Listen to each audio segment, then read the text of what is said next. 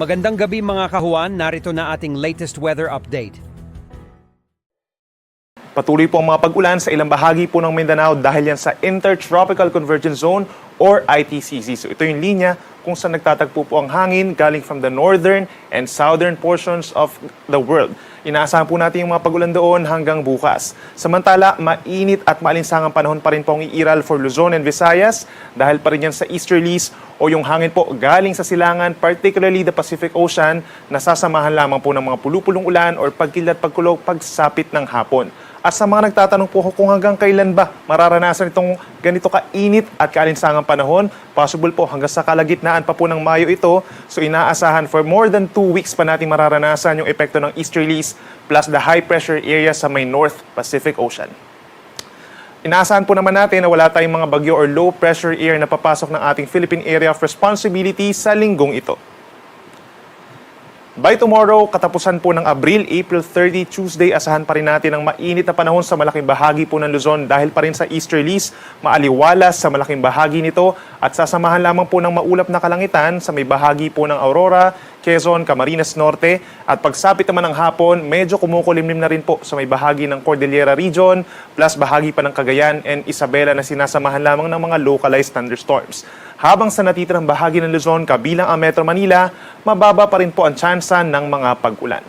Sa Metro Manila, nakapagtala po tayo ng pinakamataas na temperature, record high na maximum temperature po noong April 27 na 38.8 degrees Celsius, particularly sa may Naiya, sa may Pasay City. At by tomorrow, possible naman yung air temperature hanggang 37 degrees Celsius.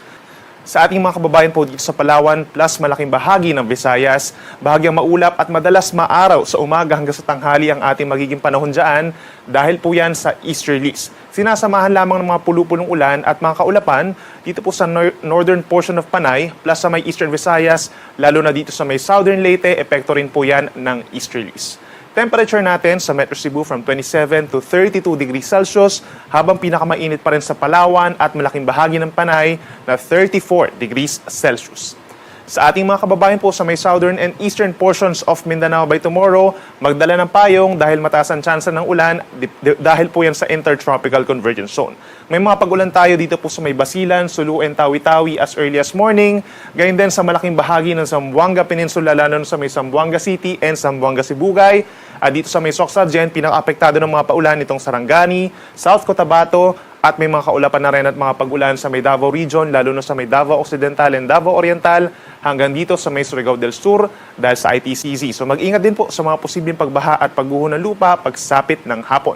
Sa natitirang bahagi naman ng Mindanao, dahil din sa ITCZ, may mga tsansa po ng pag-ulan pagsapit ng hapon, pero sa umaga bahagyang maulap hanggang kuminsan nagiging maulap ang kalangitan.